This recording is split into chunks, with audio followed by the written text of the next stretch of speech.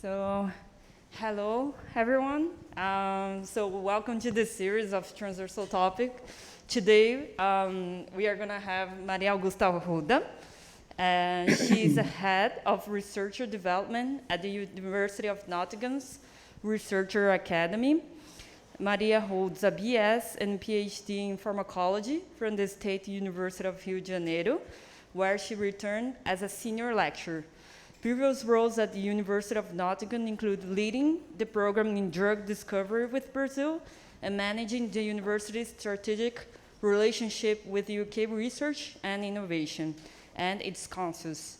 Before joining the University of Nottingham, Arruda was head of the academic department at the Institute for Drug Technology, Farmanguinhos, Fiocruz, and currently she is also chair of the University of Nottingham's Black and Asian Minority Staff Network.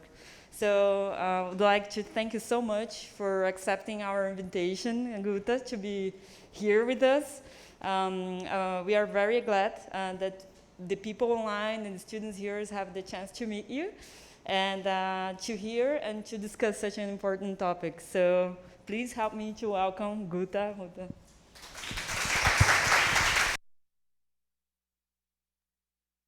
Oh, thank you. Oh, thank you all so much. It's a huge pleasure to be here with you this afternoon.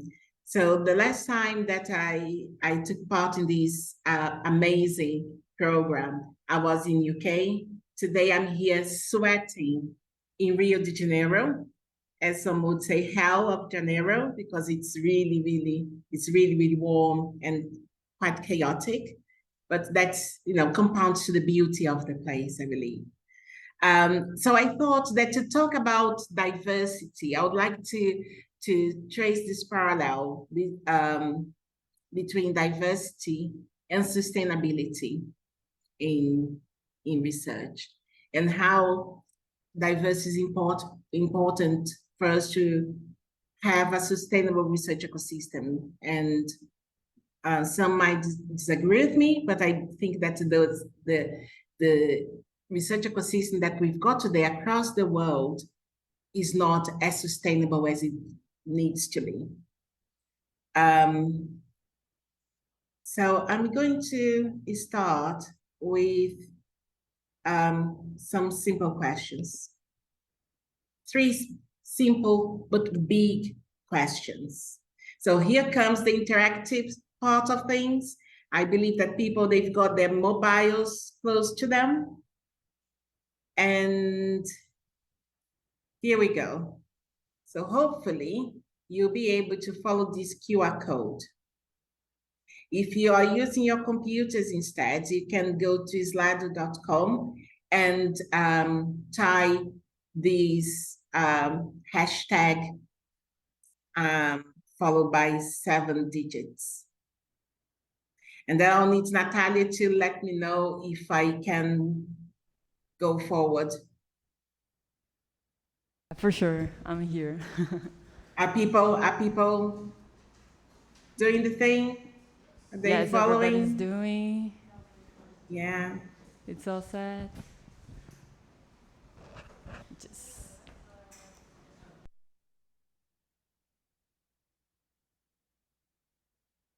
So I'm going to put the first slides and take your time.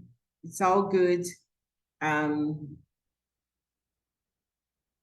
So I'll just go forward to the next slide. So the QR code is still there. And then my first question is, who does research?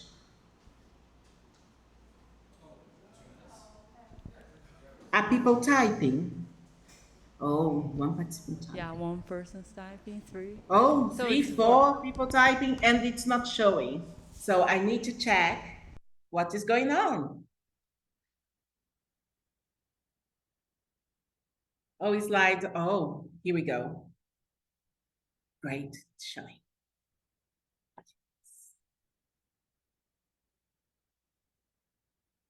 Humans, people, researchers, scientists. Someone is about to start. Well, you're already a researcher. You already started it. Curious people, researchers and collaborators, scientists, people who are interested. I think that's what we've got here. Yeah. Citizens.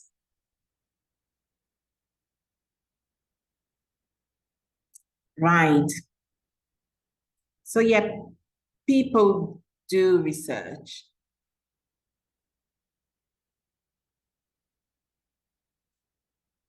Who needs responses, curious and resilient academia. Yeah, but people is people, humans, curious people. And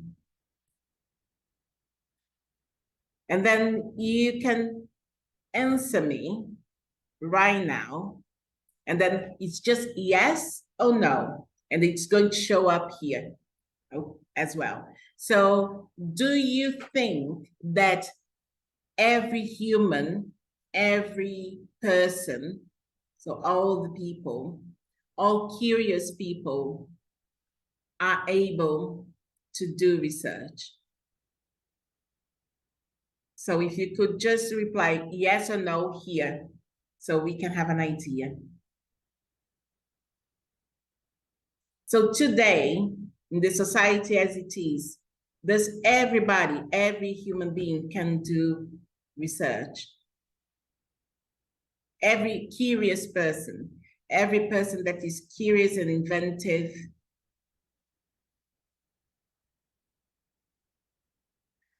I like the reply that says,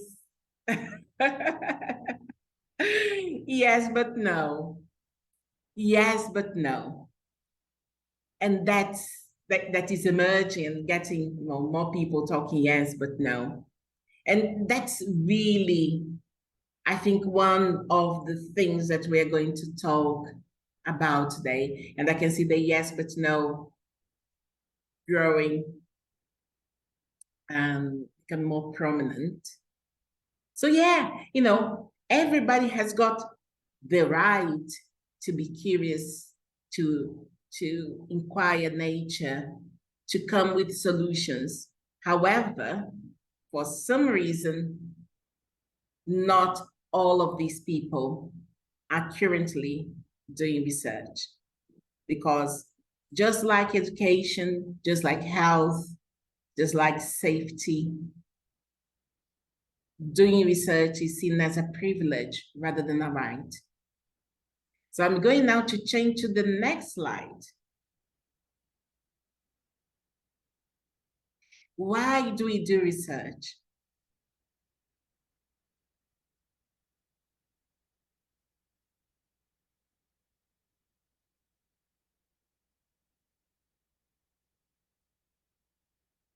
To change the world, to understand the world, welfare.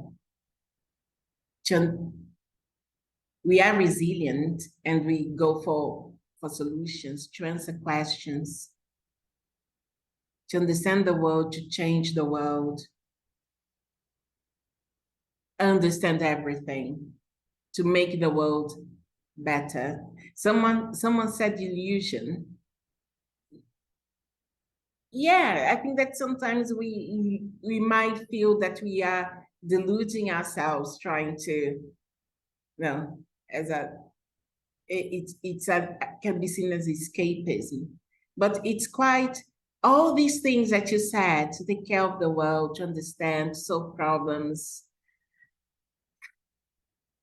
Child dreams. Being a researcher was my child dream. So for fun, I have loads of fun. When I was a very active researcher, I had a lot of fun. Now I have a lot of fun helping people to do great research. But to understand the world and to change the world, I think are the biggest ones here. And do you think, another yes or no question, I'm vandalizing my own word cloud, but I want to ask you, do you think that the research machinery that we've got around the world is devoted solely to understand and to change the world? And I think that when we say the change the world here is to change the world into a better place rather than for worse. So there is a big no there, that's already started. So is the machinery, the way, no, definitely not. So there are things emerging here. So, totally nope, nope. Yeah, it's so some people said yes. So there is, I think it's, oh, okay, we'll come back to that one after. So who do we do research for? That's the third, and I promise, the last question.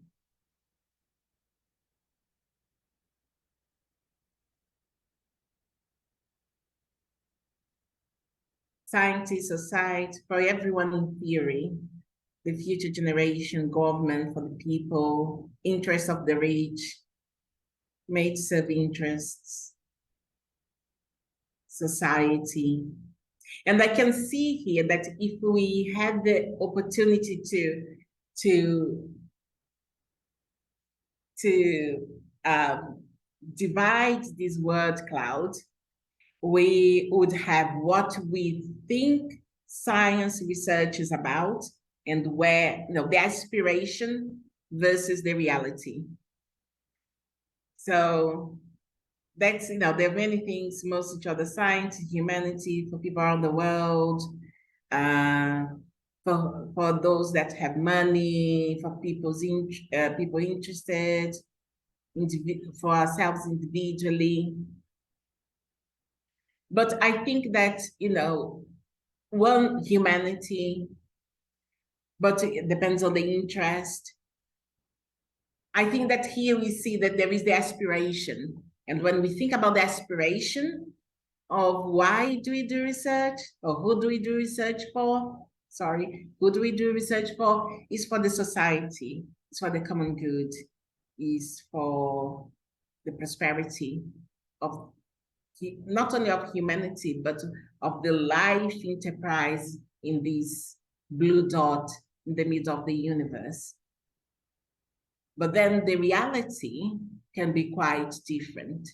So the things that we are going to discuss today, they are going to be a chance for us to create this space, this safe space.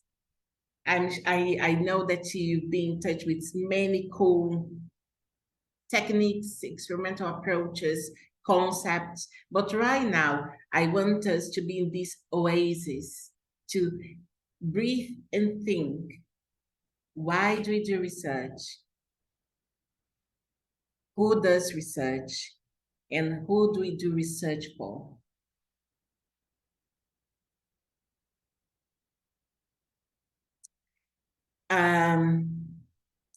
So the landscape.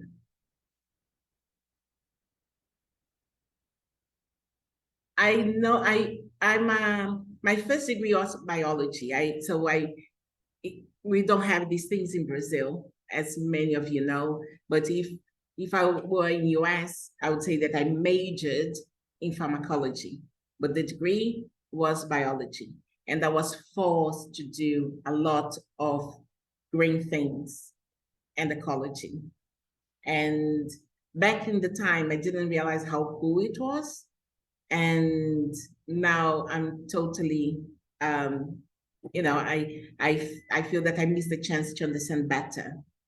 But here we've got two different samples of a green space with trees and bodies of water. So Natalia is here delivering the talk with me. I don't have another slide because I thought I didn't want anyone to have a slide overdose. But what the room can tell me about these two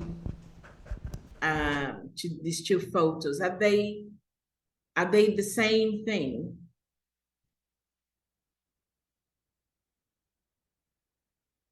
So what is the feel in the room, Natalia, please? There is one person. They are just passing mic. Pardon? Hello, good afternoon. Hi, hello. I'm Gabriel. You just see Hi, me? Gabriel. Yeah, so from these two pictures, I see on the left a probably tropical forest, and in the right, a temperate forest. Yeah, I think that you've got a very important point there. I agree with you, and I think that there is the feeling. Is there anything else that you can tell me about, when you look at it? Is there any other thing that strikes? I think that it's a great observation.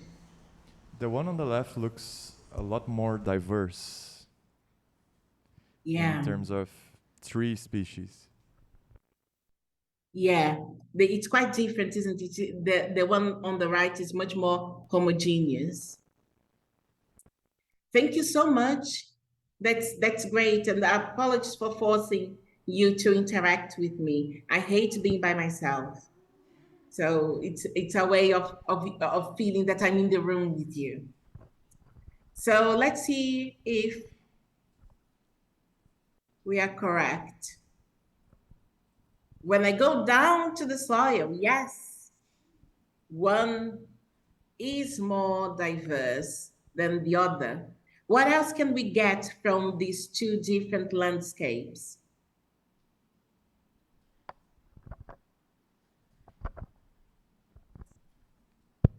Well, I think. Hi, hello. My name is Pedro, and nice to Hi, meet you. Pedro. And I Lovely to think one of them has a human interference, like they were planted, and the other it's natural, formed. Yes. Yeah. That's it. One was planned, the other one is natural. So you've got all this diversity. Is it right to say, and you can answer on behalf of the group, that one looks healthier than the other, you think? They're saying yes. Yes. Yeah, it is. One is healthier. One is healthier than the other. It's it's a more, and we can extrapolate from even Maria Augusta with Augusta, much better, with her very, very limited knowledge of ecology and plant science. I can see that this one on the left seems to be a bit much more resilient than the one on the right. The one on the right is a monoculture, and ecologists, they used to call places like this that are man-made, usually for the extraction of the pulp of the trees to make paper and stuff like that. Probably it's or it's probably eucalyptus. So they think that it's okay to do that. It's okay to take all the native species and create these monocultures. But the ecologists, they call these places green deserts. That's what they are. So the soil is impoverished. It drains all the water, creating major impacts in places that are even distant from this site. While the other one, you've got all this vibrancy. And I believe that it's a good analogy for the research ecosystem as it is today. And when we talk about the research ecosystem, so just like we had here the man-made landscape and the native landscape with blooming, huge diversity, I think that we know, I don't think, we know that there was an interference in the landscape that led to the landscape on the right. And I believe that we can use the same approach to understand what happens in our society, but in a smaller scale, what happens in our research ecosystem. So racism and misogyny can be seen as, as the axis, though, taking out all the native forest and creating a monoculture. And when people are slightly different, this big machine that is academia, that is now being changed slightly, is evolving, but the academia, the way the universities were born, was to make people conform, is to have a universal view of the world, it's to homogenize, is against diversity. And racism and misogyny, they can be seen as the weapons that kill diversity or do not allow diversity in the research landscape. The lack of diversity and its consequences are not an accident. So there was this, I keep using these slides despite that I found out some time ago that the writer of this book, the name of the book that this article talks about is The Invisible Woman.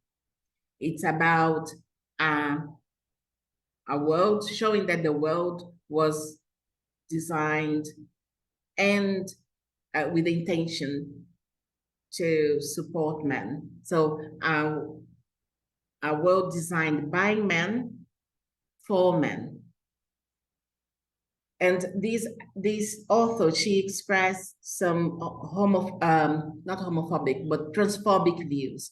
And that's something that I'm passionate against. I think that we can't, we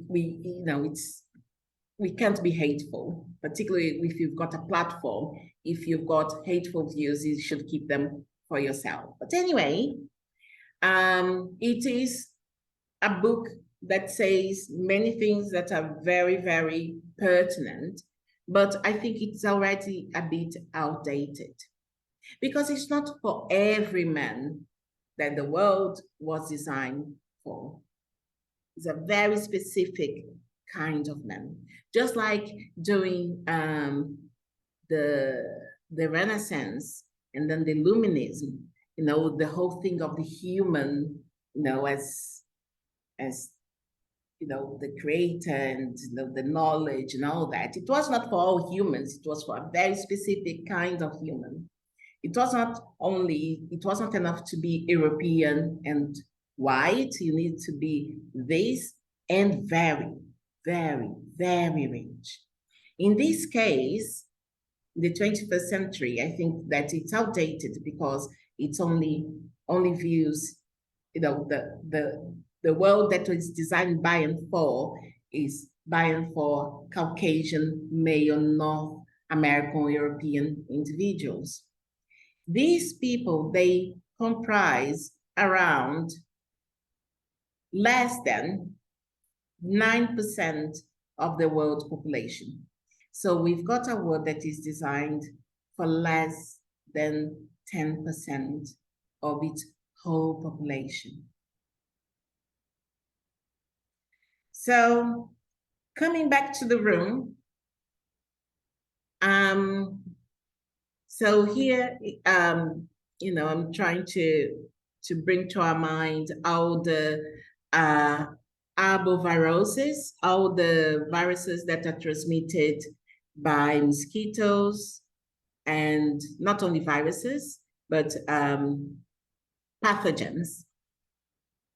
So let's not talk about viruses like dengue. Let's talk about malaria. Both are tropical diseases, neglected diseases.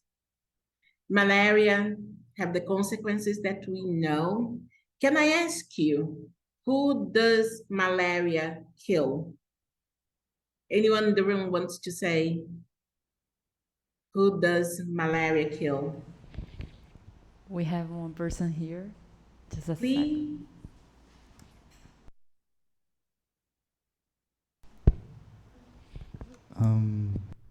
I would say black, poor people from the agriculture medium. I don't think I have expressed myself really clear, but I No, think you did. You need people living in remote areas, yeah, that's it. black, because they are mainly in Africa, Yeah. isn't it? Yeah, In the that's it. global south, with mainly Africa, or in remote parts of countries like Brazil. But Mainly in Africa. Africa, that's where we've got more, isn't it? Malaria. Do we have a cure for malaria? I don't think we We've do. got treatment, but we don't have a cure, do we? They are saying no. No, we don't have a cure. And every year they say there is a cure for malaria. There is a new vaccine. And then you don't listen anything about it for ages. And then, oh, another vaccine, this one will work. For decades, when we had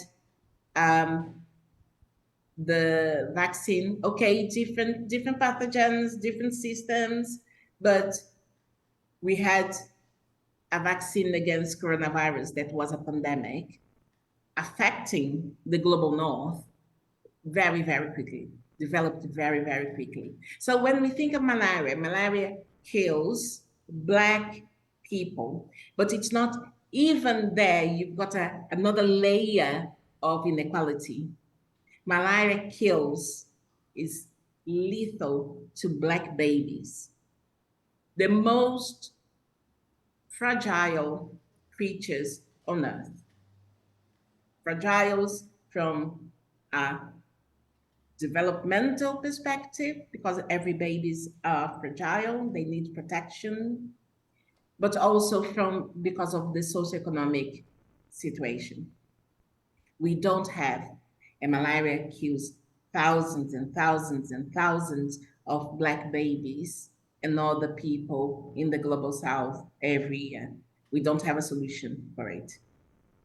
On the other hand, we've got an amazing solution for erectile dysfunction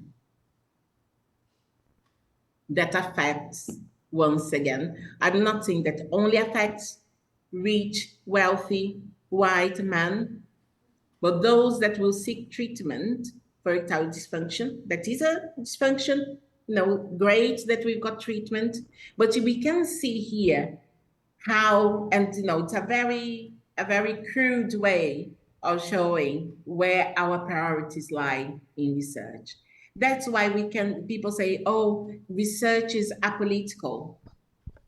It's not. Oh, research is not racist. It can be misogynistic as well. Good. There's a. Can a person make a question, student? Oh yeah, please. It's Laimara. Hi. Hi. So it was more of a comment that the saddest part, what? Oh, okay.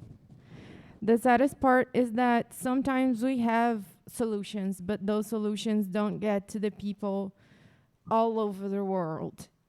Yes. COVID is a striking example where we got a solution. It is available for most of the world, but it is not available for those who can't pay.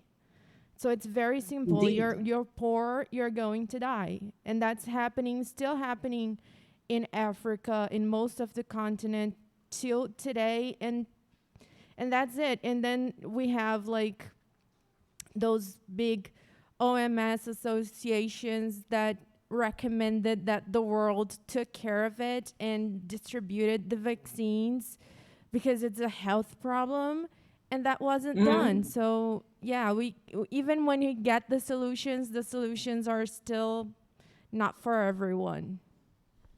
Definitely. Definitely. Thank you so much. What's your name? Laimara. Laimara, thank you very much for your comment. And that's the thing, the inequalities, the inequities that are in many, many levels. They come all the way from the way we think the research, the way we think how we are going to commercialize the research, the way that research that reached the late stage of development and are already ready to be used by society is distributed. So there are many amazing papers on vaccine inequities that follow wider health inequities in the world. And yeah, COVID is an amazing example. Something that is very close to us. When we didn't have the vaccine against COVID, we needed to be, science showed that we needed to stay isolated at home. And we know what happened in Brazil. We know what happened in US. And both countries with the highest mortality rate because simple measures were not implemented. Only those that could stay at home stayed, and all the people that would starve if they didn't go to work because there was not a way of distributing resources, they were, it was a Russian roulette. So it's all very, very dreadful. But in the end of the day, these are policies. Policies have the input of researchers, of scientists. The way we do research, what's in the back of our mind when we are doing research, it's as important as when we decide what is going to be what kind of experiment, which kind of intervention we are going to propose, which tools we are going to use. So there is this amazing American scholar that created the use of the term intersectionality, intersectionalidade, as we use today. Her name is Professor Kimberly Crenshaw.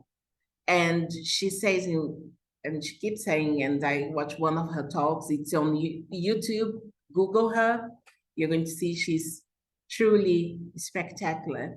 She says that we need to address the intersectional failures of the past.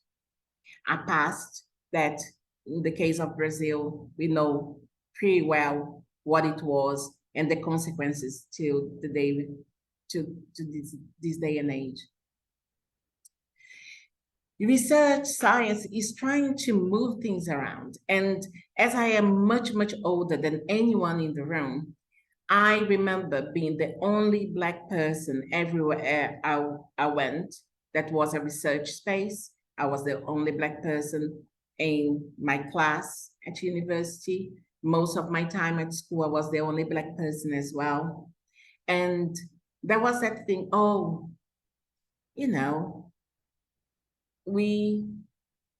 there's no racism in science. Science is apolitical. There is no misogyny. I won't tell you the things that I personally went through and that I witnessed during this very long career in research in science and academia. And now to see Nature coming up with a whole edition on racism and how to overcome the science's toxic legacy, putting it out there with all the words. It's science's legacy. Science has a lot to answer for the state of the oppression, of the inequalities around the world. It's something that I never thought I would see in my life. Actually, back in the day, 20, 25 years ago, we didn't have the lexicon, we didn't have the words to express. We just lived it in disbelief, seeing the things that we would see in science. So for you to have an example, I am a pharmacologist. I was trained to only use male rats. When I asked my supervisor, also a female, why?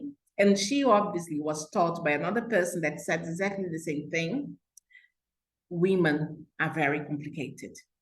And so are the female rats. The hormones are all over the place. And it's going to make the experiments messy.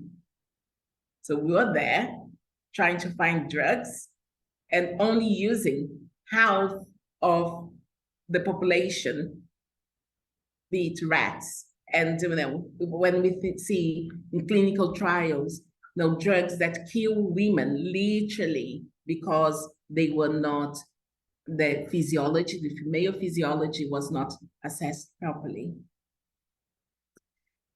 Safety belts that do not account for the female anatomy, etc.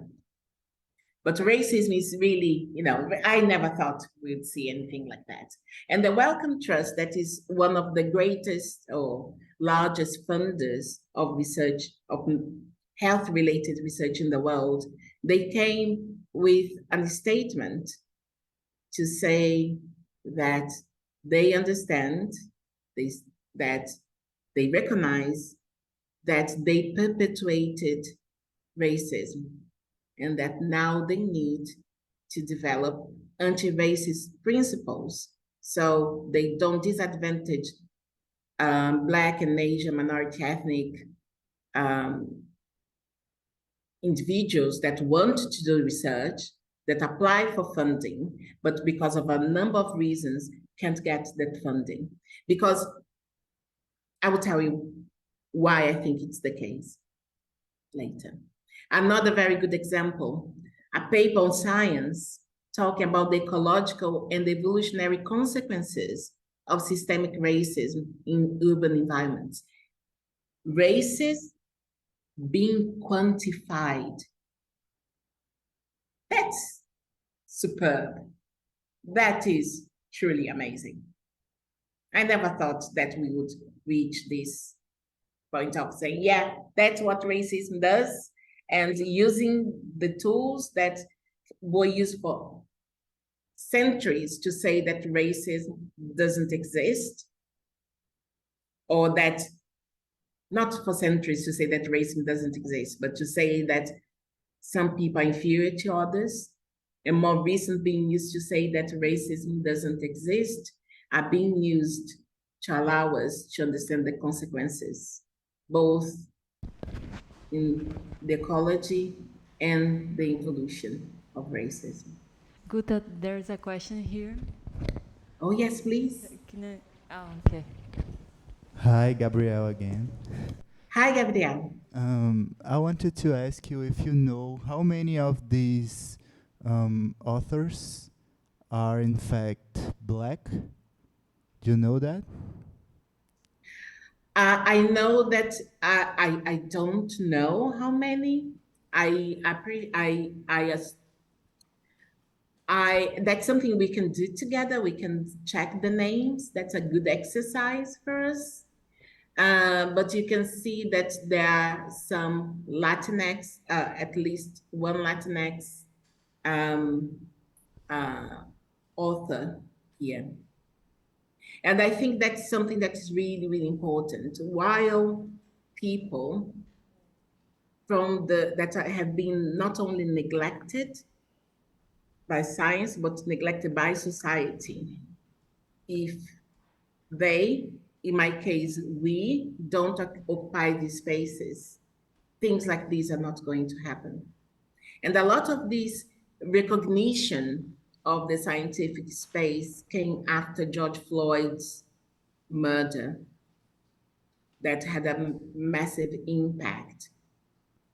But then we've got all these talking, all these discourse that is quite gentrified, it's quite, not everybody have access to this information or the changes that need to happen are not implemented fast enough. And I came across this paper that I thought was really interesting. It's in the journal of the British Psychological Society. And it was written by a woman of color that works in the NHS, Dr. Sana Hassan, that she says that the EDI, that is the acronym for Equality, Diversity, Inclusion, now feels to many of us much more like endless distraction and inaction. There's all this talk about EDI, and we're going to do things more diverse, and we are going to support people. Oh my goodness, so horrible that we are racist and misogyny. It needs to stop. We need to support women. We need to support people of color. We need to acknowledge intersectionality. And actually, very little has been made in academia, because to some extent, the people that hold the power, they don't want to give it away. So people that have this ethos that science should be for the many, not the few, they need to occupy these spaces.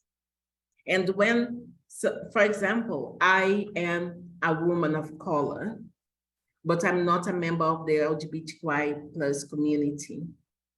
I am a fierce ally of the LGBTQIA+ community, because I know, and I say that because I experimented it with the whole thing of, women in science. I even,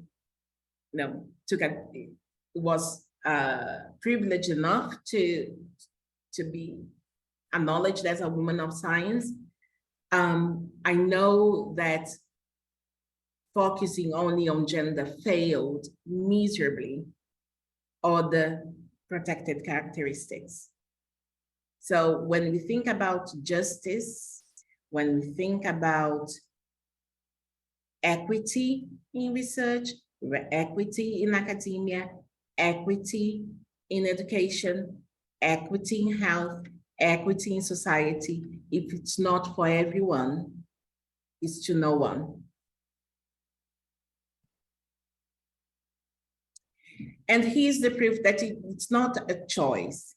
And I keep using this set of slides but I need to change because I'm tired of using the same example. And the example I'm going to give you is my daughter. My daughter, she did philosophy at the University of Manchester here in UK. She went to UK with me when she was 11. She did all her secondary education there. She went to university there. And here is a photo of her with the photo of Sir Arthur Lewis, that was the first Black man to win a Nobel Prize. I believe he was the very, very first, and it was a Nobel Prize in economics. And he was an academic at the University of Manchester, the same department where she studied. So she graduated during lockdown. She didn't know exactly what she would want to do. And she did her dissertation on the epigenetics on the philosophy of epigenetics and its effect on racism. And she said, oh, I want to do biosciences. And she was in Nottingham. She went to the university. I work for my sins, but she's still finishing it because she's now a full-time journalist at BBC. She had a life that does not correspond to the life of most Black women. Black young women from the Global South did not experience their life, their access that she had. Nobody told her she couldn't do something.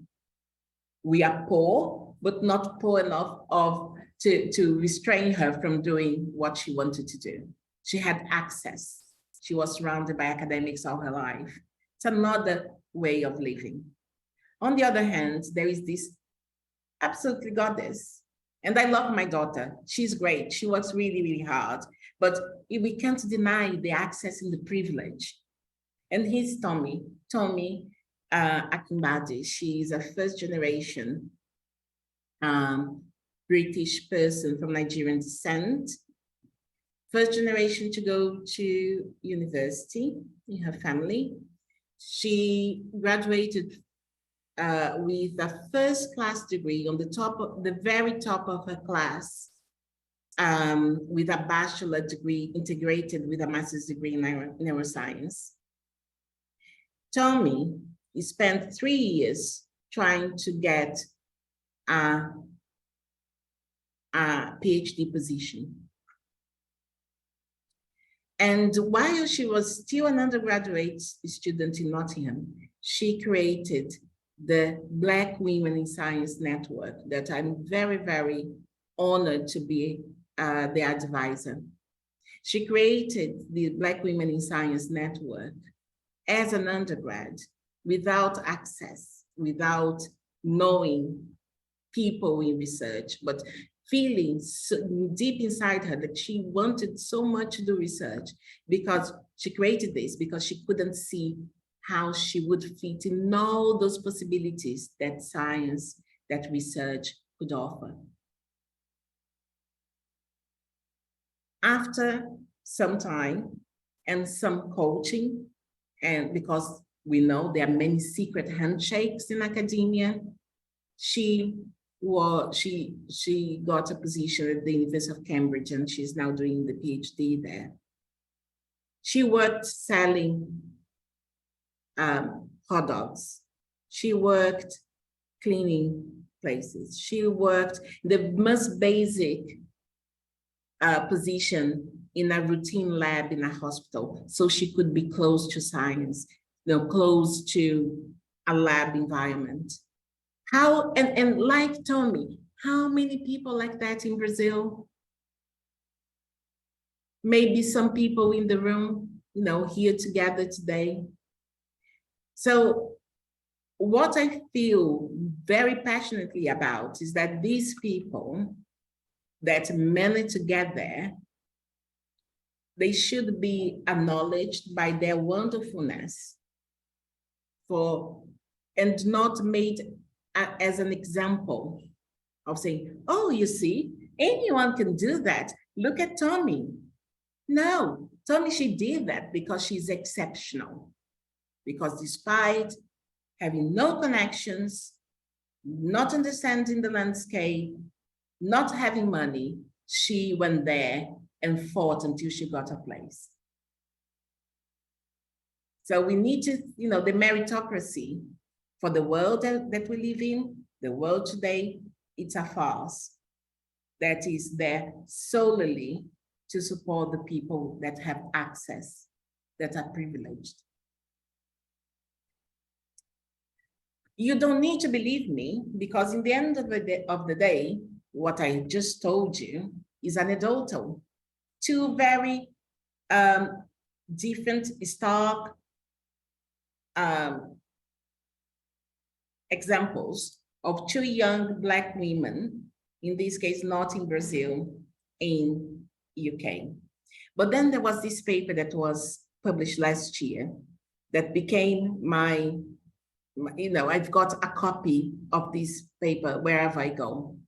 So this researcher, a queer woman from US, wrote this paper, The Intersectional Privilege of White, Able-Bodied, Heterosexual Men in STEM.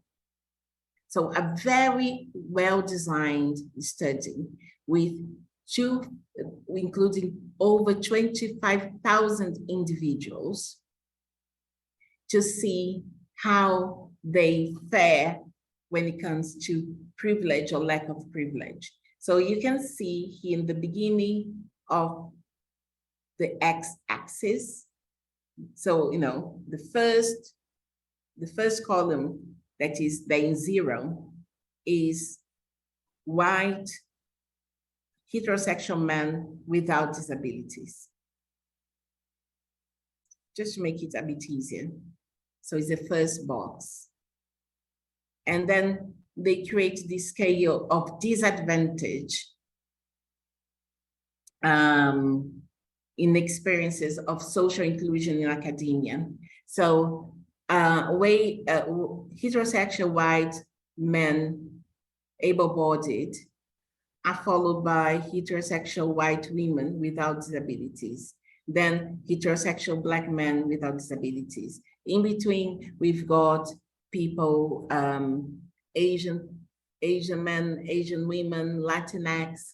So if you go all the way to the red box, that's where heterosexual Black women without disabilities are. So women like me that have no visible disability, that are heterosexual, they are just ahead, because I think that there should be no ahead here. Everybody was supposed to be together, but they only ahead, quote unquote, other people of color that have a disability, that are disabled, and or members of the LGBTQIA+ community.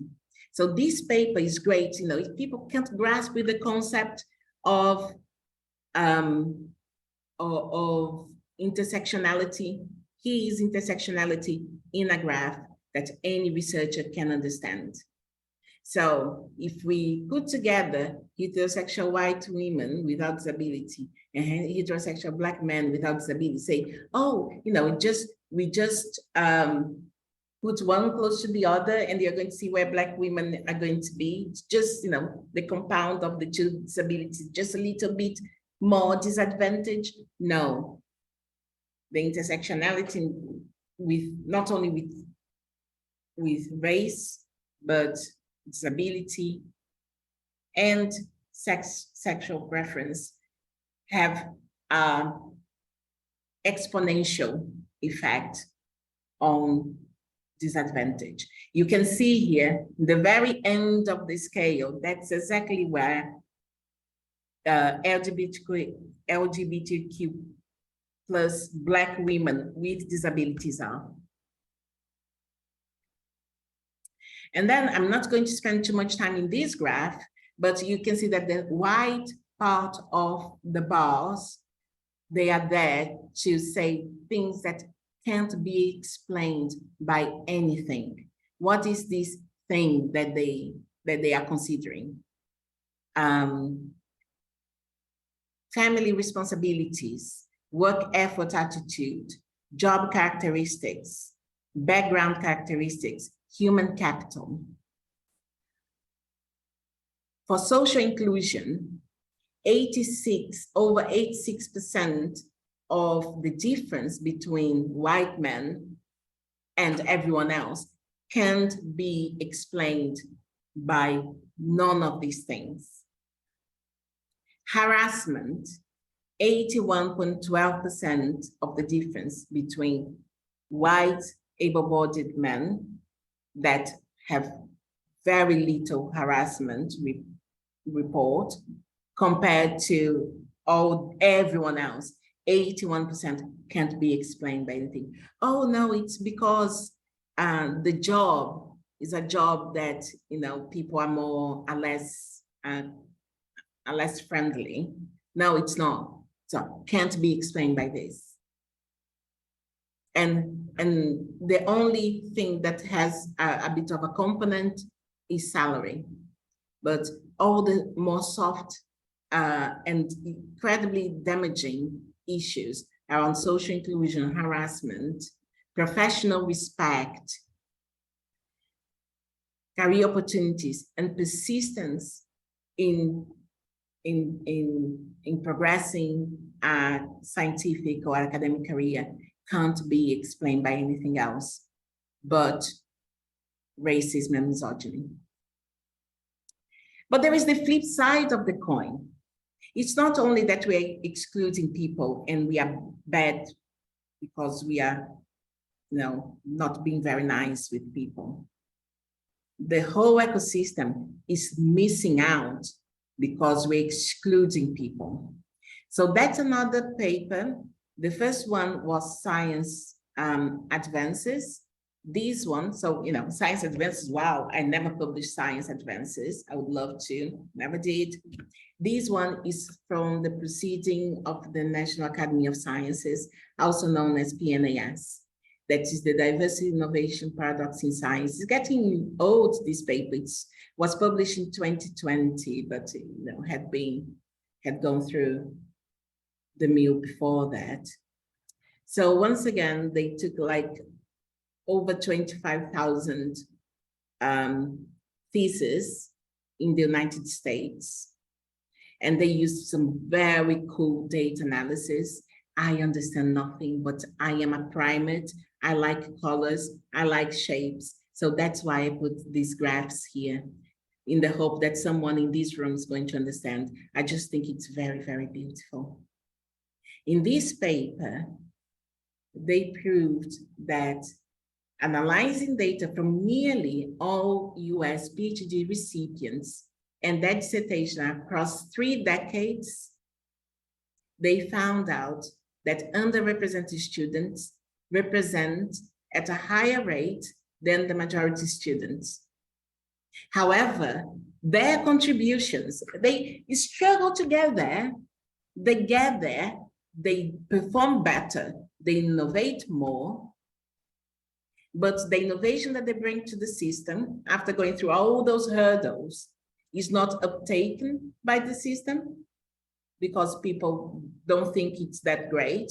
The unconscious bias does not allow it to go forward. Neither the performance, that is, the distribution charts is shown to be above the average. The performance, performing better than their majority peers. When I say majority here, you can read white, male, heterosexual colleagues. It does not translate in positions in academia. They innovate, they are creative, they are intelligent, they have different ideas, they are not thinking like everyone else because our life experiences make us think differently, and still bringing so much to the system, they leave with nothing. So we do need to create a new blueprint for diversity in high performance research settings. It's not diversity versus excellence in research. Excellence in research relies on diversity. The research landscape today, the science we do is more mediocre because it's not diverse enough, because it does not represent the richness of the human population. So when we talk about equality and inclusion, I think it's great, but the expression that I really like is abolition and liberation. We need to set ourselves free from these practices that not only harmed our society outside academia, it is incredibly deleterious inside academia, inside research, inside science. I think you need to rethink excellence. What is excellent? Are we rewarding potential or outcome? Am I rewarding in a meritocratic way someone that is incredibly bright, or someone that went to USP, that went to Cambridge, and therefore they're better than anyone else? I think that it's time for us to reinvent the research ecosystem. And I've got very little faith in my generation.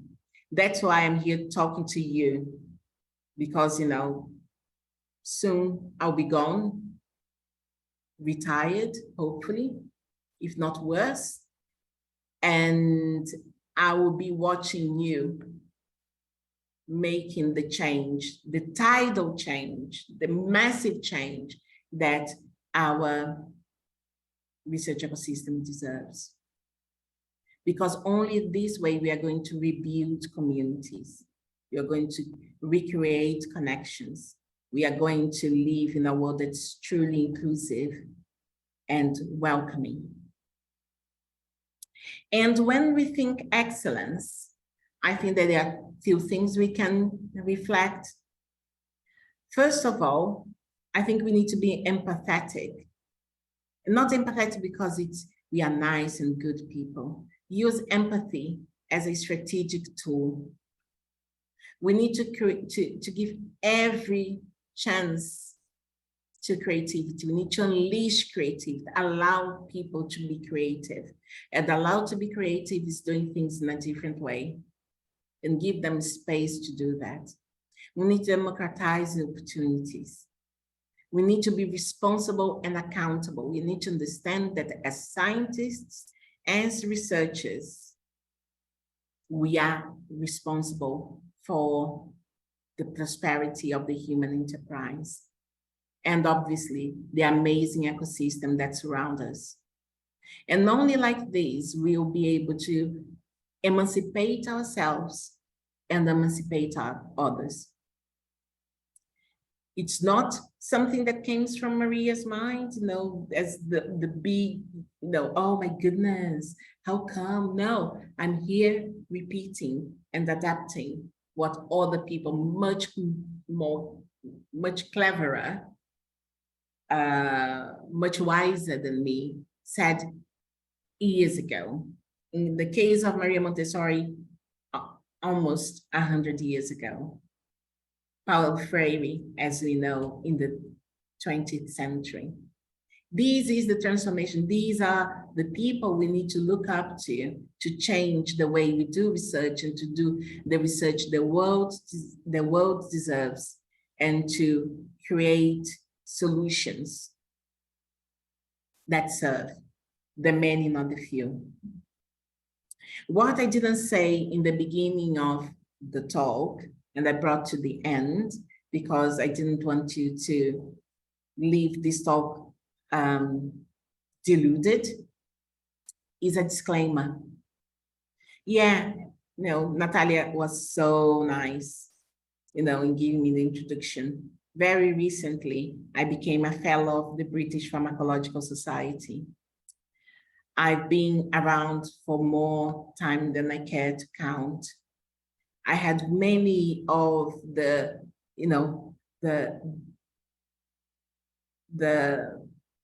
badges of excellence. I would like to get more, but I had many, like the L'Oreal Prize for Women in Science, when I was still an active researcher in Brazil. And then I'm going to show an image that it's a trigger warning. So please do close your eyes. When I close your eyes now, if you don't like strong images, triggering images.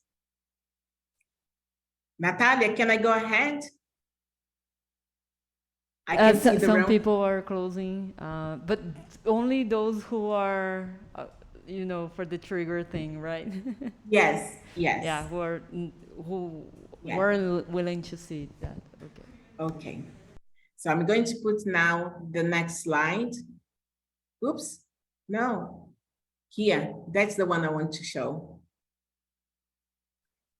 My ancestors, they went to Brazil like this. That's a black woman being dragged from the African continent to be enslaved in plantations across Americas, in my case, in Brazil. Maria Augusta Arruda. Guta, your friend Guta here, is a historical accident. And I don't want people like me to be historical accidents no more. Now you can open. I was not only a historical accident, I was able, thanks to the strength of my family, to do things my way. I had my daughter when I was finishing my BSc. I did my BSc as a technician, as a biotechnologist, in the same lab that I helped people to do research. I was doing my undergraduate studies, and I got married, I got pregnant, and it gave me just more determination to pursue a career in research, a career in science. I know that I'm not supposed to be here for many historical reasons, but I am, and I want more people like me sharing this space. Not because I want just to look at more people like me, because science is going to be better with more people like me and the people that are very different from me. The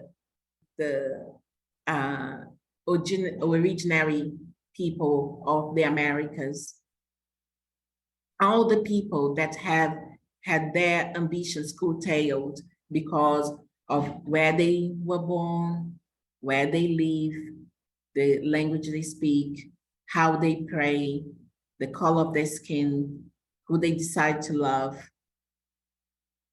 because they are a man or a woman.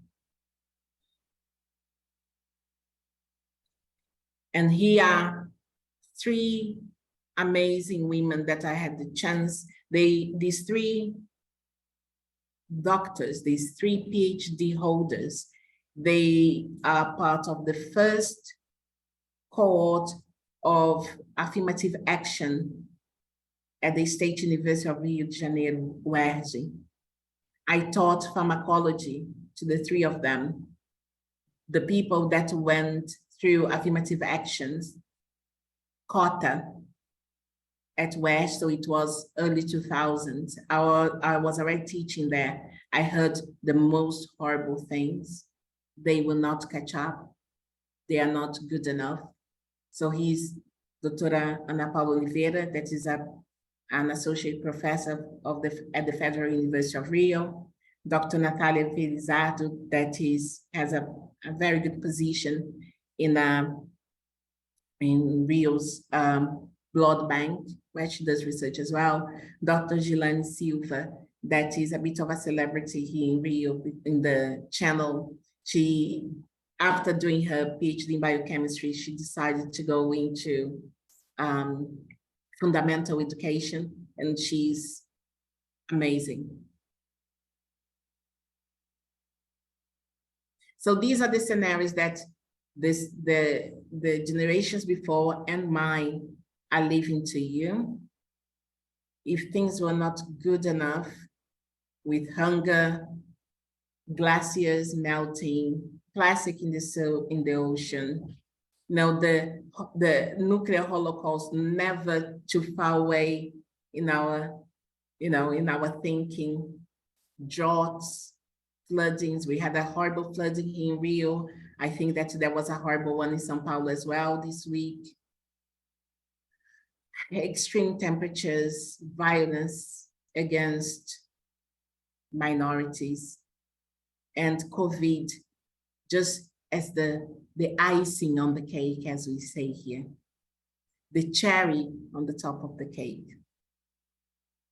So we need all hands on deck. We need creativity.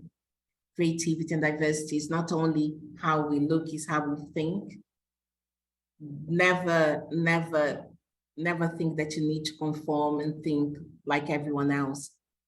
You're only going to succeed properly if you think the way only you can think, and feel bold and empowered to express your views. There is this book, it's called Beloved by Toni Morrison. It's about a Black enslaved woman in US when slavery still exists. She runs away with her daughter. And when she realized that the daughter that they are going to be caught up, she kills the daughter because she doesn't want it. And there is this big case. But this part of the book is, there is like a preacher, like a priestess, this old woman that was in this, like a quilombo, we would say in Brazil, this marooned community. And the people would come to this clearing in the forest to pray together, to laugh together, to cry together, to listen to her words of wisdom. And then there is this part that she says, she told them, these people, all enslaved, runaway enslaved people or freed enslaved people that found this refuge. She told them that the only grace they could have was the grace they could imagine. That if they could not see it, they would not have it. We need to reinvent, we need to recreate, we need to reimagine the research ecosystem that we are going to use to create solutions and leave for the generations to come. It is a tall order, but I trust you all to do it and to start thinking about these things when any experiment, anything that you do, it doesn't matter if it's theoretical, if it's applied. Who am I doing this for? Who am I going to bring together in this journey of discovery? How am I going to share the knowledge I'm creating? Maria talked for far too long. I've got no idea for how long, but what I want to say is Ubuntu. I am because you are. We are here far away from each other, but I do feel all of you very, very close to me. And I put this go because I think that if I were born in this day and age, it would be me trying to see beyond, using, the simulated reality to reach other worlds. Thank you all so, so much. And I will stop presenting here if it's okay. Thank you.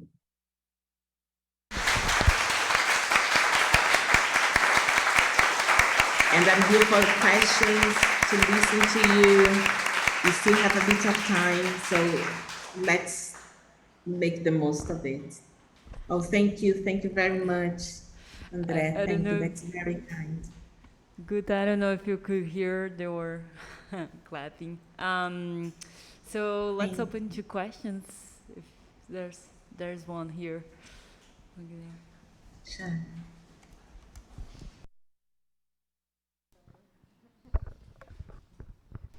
Hi, my name is Guilherme. So, hi. One of my questions is related to what we were talking in the beginning of the presentation, in which we were discussing how certain research topics were more related to problems in the global south. Most research topics, when there's this global north and global south divide, they're more global north oriented.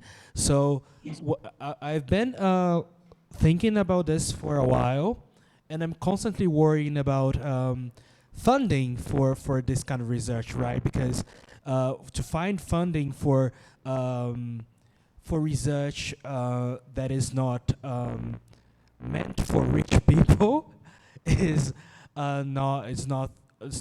something not easy. So is there some kind of organization or some kind of, I don't know, association that thinks about this stuff, that, I don't know, tries to solve this sort of problem with funding for research for global South problems?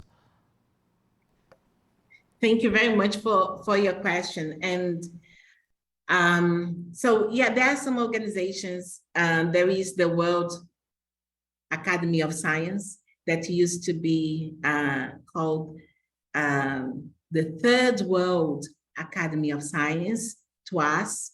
So the ICTP, the International Center for Theoretical Physics, that co-sponsors this series, if I'm right, isn't it, Natalia? Is based in the same building where TWAS is in Trieste, in Italy. And it's all about creating opportunities for the developing world, the global South. However, first is the scale. You know, money needs to come from somewhere, and this money usually comes from, well, mainly comes from the global North countries. And it's just not that sustainable, is it? And I think that I did, and some of you might remember, a period where research and education was, have catapulted in Brazil. And we also saw what happened the last 4 years here. So although there are these opportunities through non-governmental organizations to do research in the developing world, I think that doing research, doing science, high-level science is a state priority, is a matter of sovereignty, of independence. So I really hope that the horrible 6 years we went through, that phase, I know it's not going to be easy, but is coming to an end, and we can come back to be a country that is science and research oriented. We've got amazing initiatives like the Serrapilheira. When I was doing my research in Brazil, there was no private funding agency. It didn't exist. Serrapilheira is the only one today. But Hugo, the president of Serrapilheira, and the whole team that Natalia is part of, we know that there is this awareness that they are a piece of the jigsaw, and most of the pieces need to be brought together by a government that believes in research. So I think that when we vote, when we go to the streets, when we create evidence for policymakers, all these things is to support a vision that we need to research in the developing world. The global North is not going to sort out our problems. They are not going to pay us to do that. It's not their problem. You're going to see now, last year, we had, for the first time, temperatures reach over 40 Celsius degrees in UK. It was almost practically 40 Celsius degrees in UK. We had the first case of dengue fever transmitted in the French territory, in France. So someone with dengue had a mosquito bite, and the mosquito did bite someone else, infecting with dengue because of the high temperatures of the summer there. So we are starting to see that because of the errors of the past, we are living the climate crisis that we are living now, and things are starting to change because there is this, as you know better than me, this strong correlation between neglected diseases and tropical diseases. But our own problems, our own concerns, they are not going to be sorted by them. We need to come up with them. And I think that the diaspora that I'm part of, the people that were in Brazil and then left Brazil, and then who knows, might come back to Brazil for good in the future. They play a very important role in keeping these, the communication and discussing, and, other people that have the chance of not stop their research, that are not impacted the same way that researchers in Brazil have been impacted. So sorry, it was a long answer, wasn't it, Guilherme? You didn't buy into it. You're not expecting this, but it's so complex. Basically, I think that, yeah, there are some organizations, but we need to sort out our own problems, and it is a political and state issue more than anything else. Thank you so much for the answer. Thank you. So is there anyone that wants to make a question? Oh, we have one there.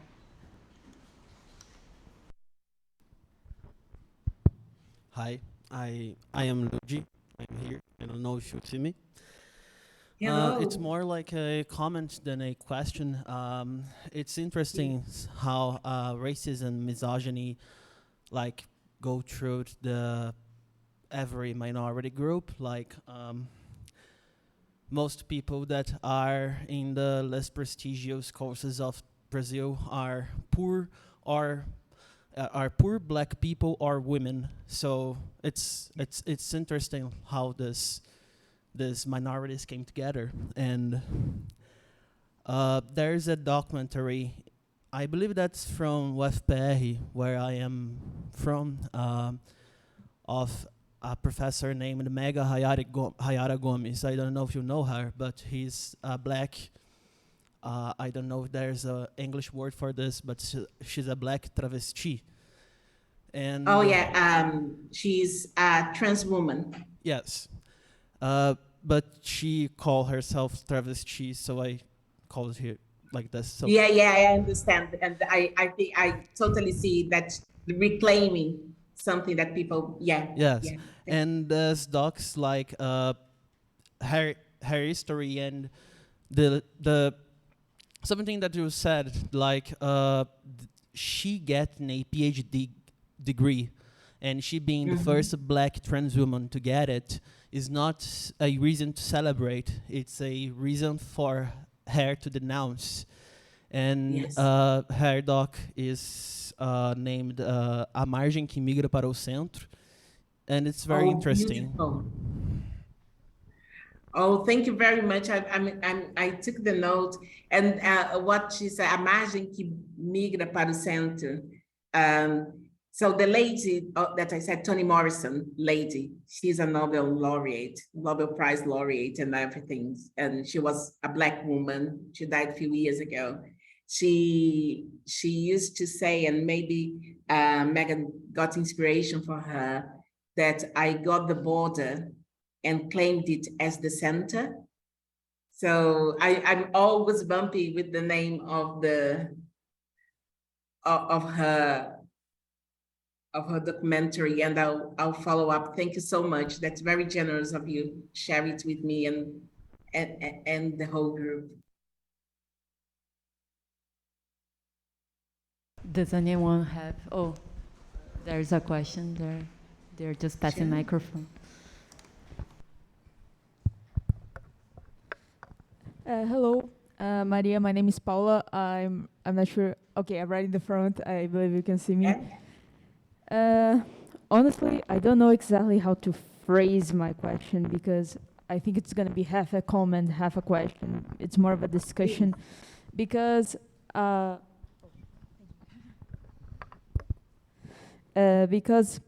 how can I say? Even though research has so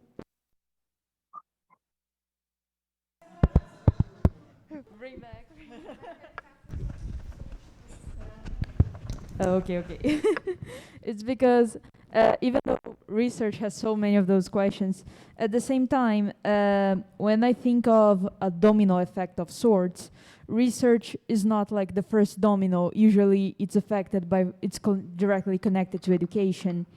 And Yeah. as we all know, education is a big problem in terms of racism, misogyny as well.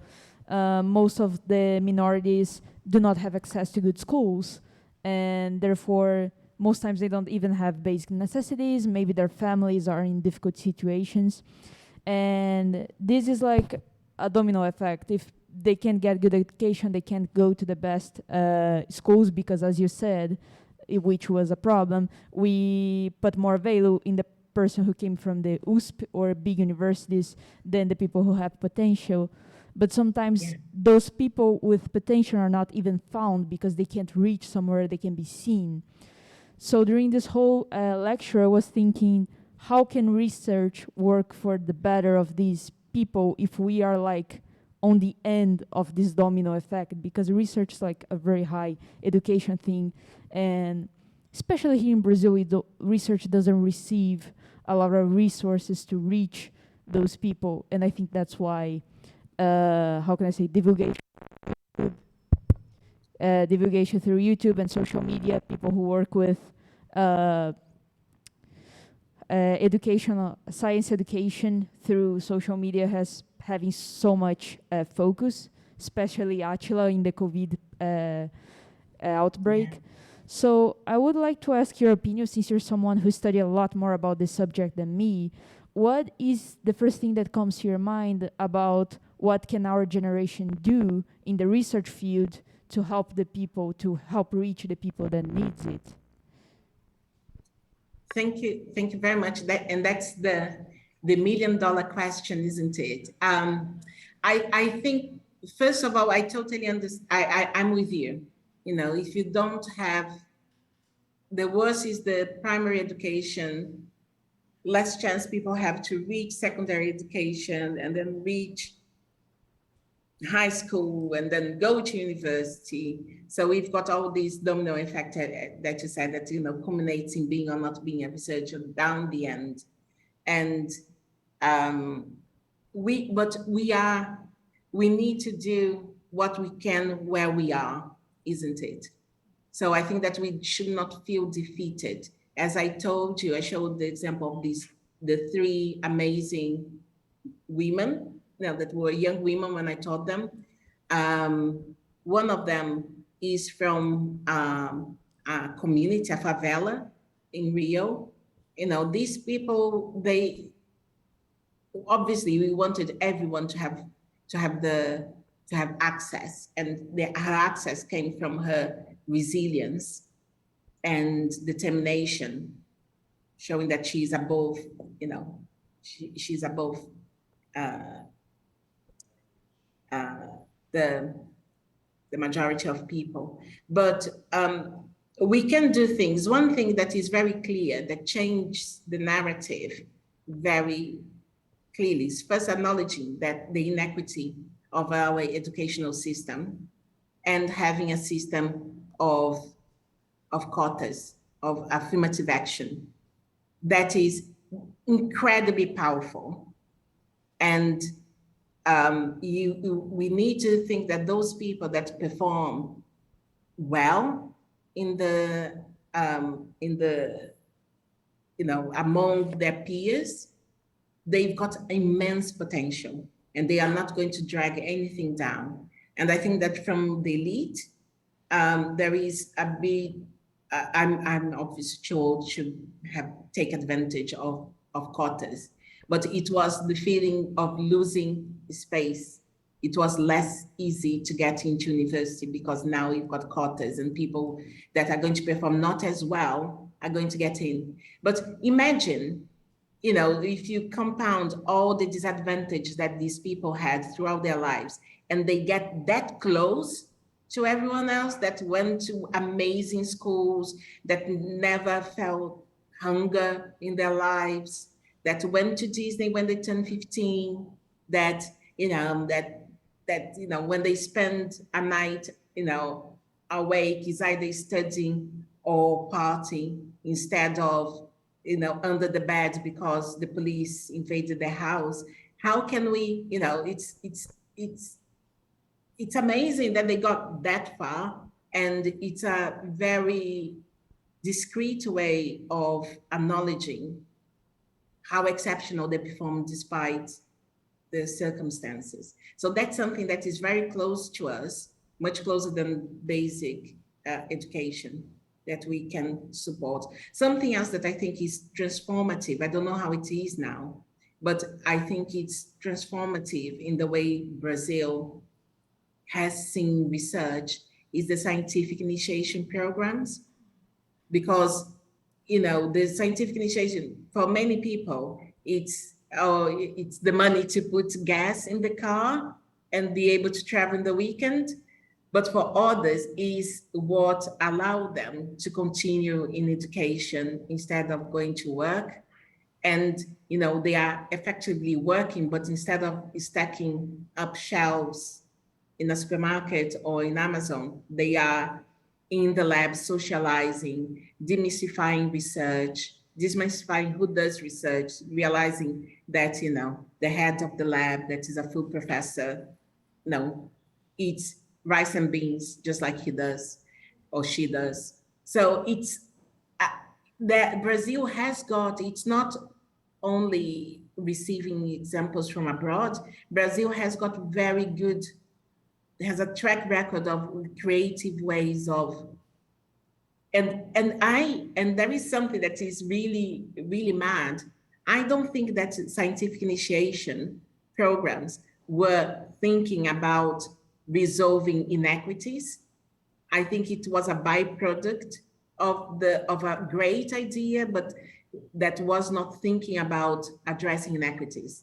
But that's how it is, and we take advantage of these things. And obviously, socializing, what the researcher life is, going to schools and, allowing students to make experiments and giving, your time and energy for outreach programs is amazing as well, because someone that, the parent, they work so hard and they only think that their son can be a lawyer, a doctor, like a clinician, or an engineer. That's it. That's what they've got in their mind. You need to be one of these three things, not to understand that there are so many other opportunities and people can have so, very fulfilling lives pursuing a career in research. So I think that's it. There's a lot we can do. So much we can do. We can put people under our wings. Something that I did before realizing is like sponsoring and championing people, putting people under your wing. Sometimes it's someone that is, about to start the master's and you're already doing your PhD, put that person under your wing, take them to the parties that you go, because that's where you're going to meet people that from different labs. And, there's all these organic thing that we can do if we go beyond ourselves. That's why I say, empathy as a strategic tool. And something that an amazing researcher from the Federal University of Rio that was in my viva, so my banca de doutorado. I said, oh, no, thanks so much. It was great to have you here. The questions made me think so much. It was great to revisit the things I've done. And then he said, you have been a peer like me, someone like me, even before you got your viva. 5 years is the difference between you starting your master's and you analyzing my grant that I'm going to submit to the funding agency. So, the time scales and the people that you talk to and that you bring along the journey with you, these are the cool things of what we do. How many other careers we have this kind of the ability to have these networks that there's no money, no, that can be brought together without elitism, without money, with just with exchange of ideas and making people's lives easier. Sometimes someone that they live in a place that there is, the drug dealers say that nobody can arrive at home after 10. How this person is going to do an experiment during the night in the lab? What can we do to make their lives easier? It's the empathy. I repeat, it's just to see beyond ourselves and realize how people are living and what can make their lives a bit easier. Thank you very much for your answer, Maria. I think you gave me a lot of things to think about. Thank you. Thank you. Thank you very much. Thank you are the ones giving me a lot to think about because I talk away. So sorry about that. I wish I were in the room with you and then we could go for a coffee or something stronger after. Would be lovely to do so. Thank you so much, Guta, for your presentation. You shed a light upon this important matter, and I think students enjoyed a lot. And on behalf of the Serrapilheira and the ICTP-SAIFR team, we'd like to extend our thank you for you. See you next Thank time. you so much, and I hope to see you all in 3D in the near future. Thank you. Thank you. Thank you. See you. Bye-bye.